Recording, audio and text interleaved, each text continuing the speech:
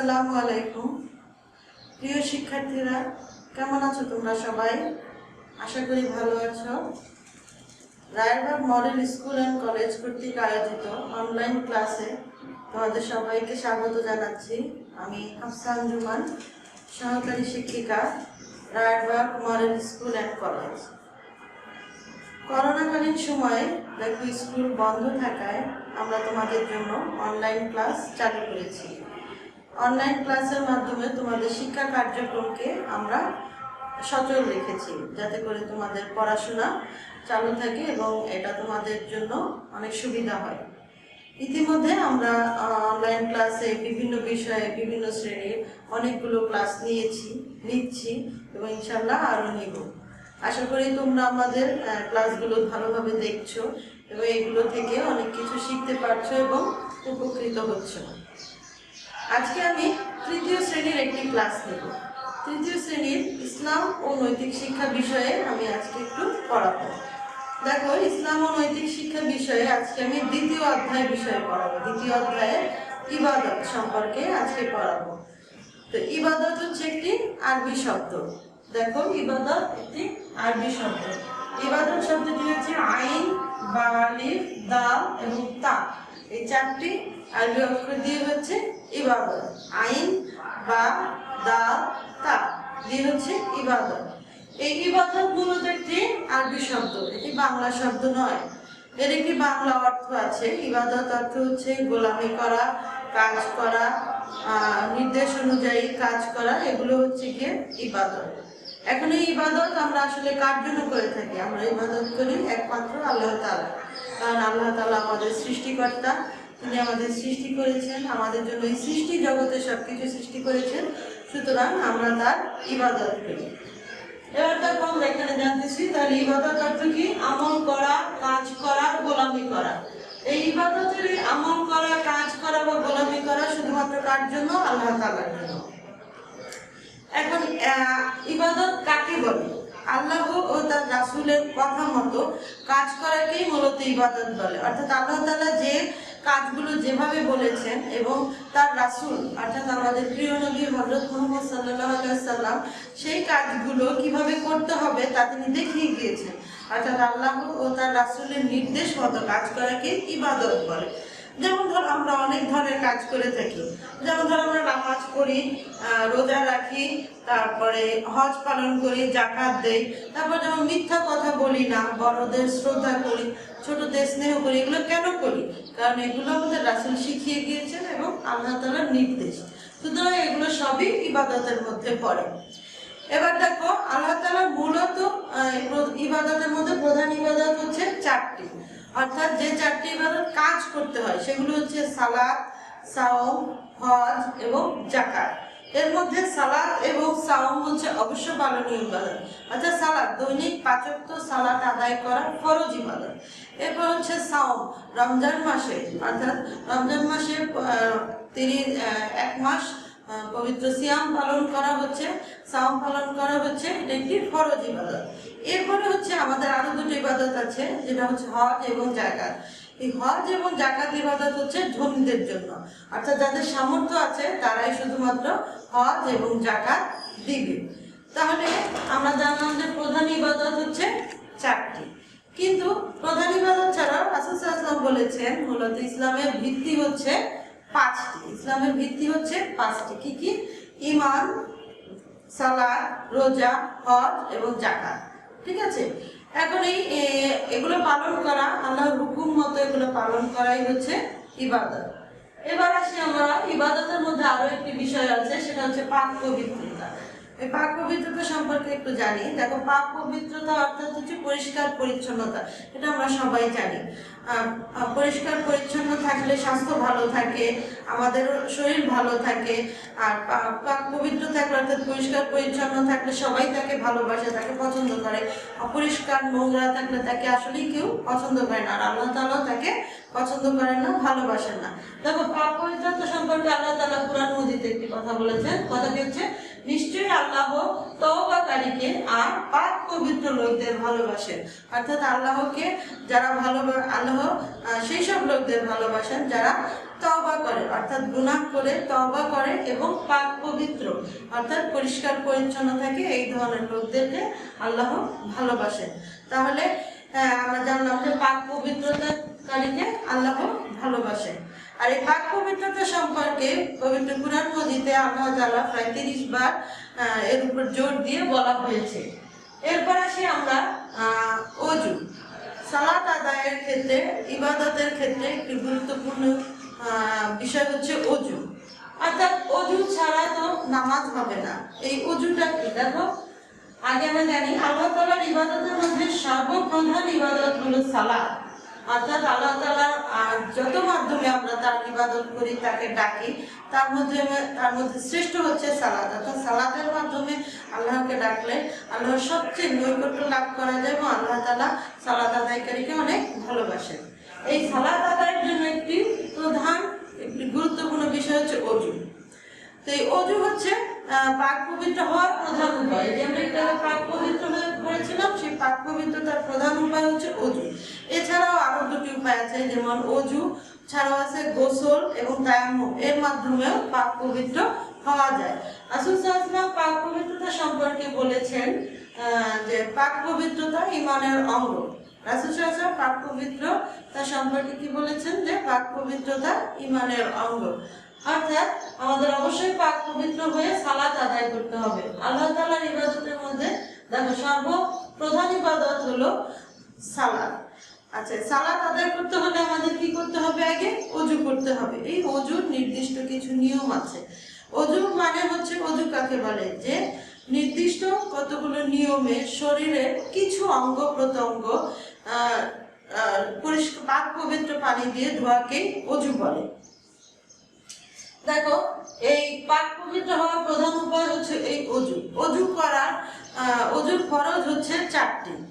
এই ওযুর ফরজ হচ্ছে 4টি। আর ওযু করার পরে আমাদের সঠিক নিয়ম অনুযায়ী ওযু করার পরে আমরা কালেমা শাহাদাত পড়া উচিত।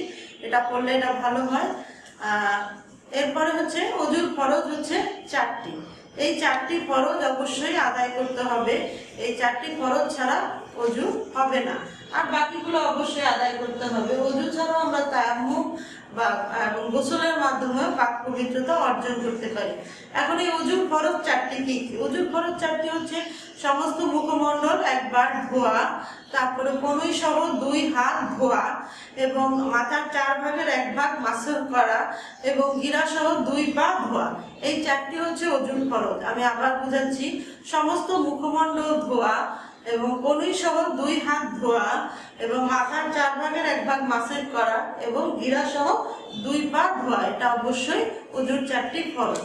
এই ফরজ ছাড়া ওযু হবে না, এবং ওযু ছাড়া নামাজ হবে না। ওযু ঠিকভাবে হলে আমাদের সালাত আদায় করা সম্ভব হবে এবং সালাতের মাধ্যমে আল্লাহকে স্মরণ করা সম্ভব হবে। তোমরা অবশ্যই চেষ্টা করবে নিয়মিত সালাত আদায় করতে, কারণ ছেলে মেয়েদের বয়স যখন 7 বছর হয় তখন তাদের যাতে সালাত আদায় করা পিতামাতার উপর ওয়াজিব হয়ে যায়। অর্থাৎ পিতামাতার 7 বছর থেকে ছেলে মেয়েদের সালাত আদায়ের উপর জোর দিবে। এরপরে হচ্ছে যখন 10 বছর বয়স হয়ে যাবে তখন পিতামাতার উপর আদেশ হচ্ছে যে সালাত আদায় না করলে তাকে শাস্তি দিতে হবে। তাহলে বুঝতে পারছো এটা কত গুরুত্বপূর্ণ একটি ইবাদত। সালাত অবশ্যই আদায় করতে হবে, যে অবস্থায় থাকো। একমাত্র কেউ যদি পাগল থাকে তাহলে সে তার উপর সালাত ফরজ হয় না। এছাড়া কেউ যদি অন্ধ হয়, কেউ যদি বোবা হয়, কেউ যদি পঙ্গু হয়, তাহলেও বা অসুস্থ হয়, তাহলেও তাকে সালাত আদায় করতে হবে। যদি তুমি দাঁড়িয়ে সালাত আদায় করতে না পারো কোনো কারণে, তাহলে বসে সালাত আদায় করো। যদি বসেও সালাত আদায় না করতে পারো তাহলে তুমি শুয়ে অন্তত ইশারায় সালাত আদায় করো। তার মানে সালাত আদায় অনেক গুরুত্বপূর্ণ একটি বিষয় এবং সালাত অবশ্যই আদায় করতে হবে। আমাদের সবাইকেই সালাত আদায় করা, এর নিয়ম কানুনগুলো শেখা, এগুলো সম্পর্কে জানতে হবে। এখন থেকে তোমাদের বয়স হচ্ছে সালাতের সম্পর্কে সঠিকভাবে জানা। প্রতিদিন দৈনিক 5 ওয়াক্ত সালাত, দৈনিক 5 ওয়াক্ত সালাত। কি কি? ফজর, জোহর, আসর, মাগরিব এবং ঈশা। দৈনিক কয় ওয়াক্ত? 5 ওয়াক্ত সালাত। ফজর, জোহর, আসর, মাগরিব এবং ঈশা। দেখো ফজরের হচ্ছে 2 রাকাত সুন্নাত, 2 রাকাত ফরজ। জোহরের হচ্ছে 4 রাকাত সুন্নাত, 4 রাকাত ফরজ, 2 রাকাত সুন্নাত। আসরের হচ্ছে 4 রাকাত ফরজ। মাগরিবের হচ্ছে 3 রাকাত ফরজ, 2 রাকাত সুন্নাত। এশার হচ্ছে 4 রাকাত ফরজ, 2 রাকাত সুন্নাত এবং 3 রাকাত বেতের নামাজ। অর্থাৎ এই সালাতগুলো ঠিক এই নিয়মে এইভাবে সঠিকভাবে পালন করা শিখতে হবে তোমাদের। এখনই তোমাদের বয়স সালাত শেখার এবং নিয়ম কানুনগুলো এগুলো সব শেখা। সালাতের পূর্বে নিয়ত করতে হয়, নিয়ত করে সালাত আদায় শুরু করতে হয় আল্লাহর নাম নিয়ে। এই সালাত আদায়ের নিয়মগুলো এগুলো তোমাদের এই চ্যাপ্টারে মোটামুটি ভালোভাবে আলোচনা করা হয়েছে। আমি ইনশাআল্লাহ চেষ্টা করব নেক্সট ক্লাসে এই বিষয়গুলো নিয়ে আরো ভালোভাবে বিস্তারিত আলোচনা করা এবং সালাত আদায় সম্পর্কে এই যে যেগুলো বললাম সেগুলো সম্পর্কে তোমরা আরো ভালো করে জানবে। তারপরে আজকে আবার একটু আমি প্রথম থেকে একটু রিভিউ দিয়ে দিচ্ছি। দেখো যে আমরা এসেছিলাম ইবাদত বিষয় সম্পর্কে পড়তে। দেখো ইবাদত মানে কি? ইবাদত অর্থ আমল করা, কাজ করা এবং গোলামি করা, অর্থাৎ হুকুম পালন করা শুধুমাত্র আল্লাহ তাআলার জন্য। এই কাজ করা বা গোলামি করা আমরা শুধুমাত্র আল্লাহ তাআলার জন্য করব। এরপরে হচ্ছে দেখো আরো একটু বিষয় আলোচনা করেছি, যেমন কুরআন মজিদে আছে নিশ্চয়ই আল্লাহ তওবাকারীকে, অর্থাৎ যে গুনাহ করে, গুনাহ করার পর আল্লাহর নিকট তওবা করে, আল্লাহ সেই তওবাকারীকে এবং পাক পবিত্র লোকদের ভালোবাসে। অর্থাৎ যারা পরিষ্কার পরিচ্ছন্ন থাকে, পাক পবিত্র থাকে, ওযু, গোসল, তায়াম্মুমের মাধ্যমে পাক পবিত্রতা অর্জন করে, আল্লাহ তাদেরকে খুব ভালোবাসে। এরপরে এসছে আমরা আল্লাহ তাআলার ইবাদতের মধ্যে সর্বপ্রধান ইবাদত করি। আল্লাহ তাআলার যতগুলি ইবাদত আমরা পালন করে থাকি তার মধ্যে সর্বপ্রধান এবং সর্বশ্রেষ্ঠ ইবাদত হচ্ছে কি? সালাত। এই সালাত অবশ্যই আদায় করতে হবে। সালাত একটি ফরজ ইবাদত। সালাত না হলে কিছুই হবে না। সালাত না হলে, সালাত আদায় সঠিকভাবে না হলে আমাদের কোনো মূল্য নাই। আমাদেরকে অবশ্যই সালাত আদায় শিখতে হবে এবং সালাত আদায় করতে হবে। এরপরে এসেছিলাম যে পাক পবিত্র হওয়ার প্রধান উপায় কি? পাক পবিত্র হওয়ার প্রধান উপায় হচ্ছে ওযু, আরো আছে তায়াম্মুম বা গোসল। গোসলের সাহায্য, যেমন ওযু কোনো কারণে যদি অসুস্থ থাকে কেউ বা কোথাও যদি পানি না পাওয়া যায়, সেক্ষেত্রে ওযুর বিপরীতে তায়াম্মুম করে এই সালাত আদায় করা যাবে। এটা আমরা জানি।